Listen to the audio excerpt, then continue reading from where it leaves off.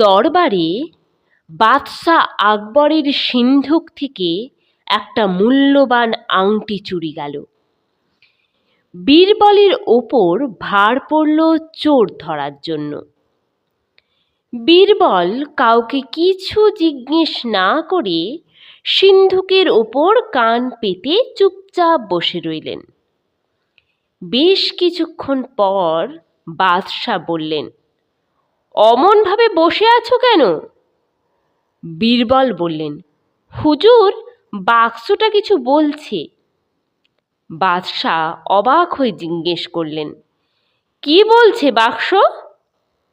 বীরবল বললেন, হুজুর, বাক্সটা বলছে যে আংটি চুরি করেছে সে এই রাজসভাতেই আছে, আর তার দাড়িতে একটা খড় আটকে আছে।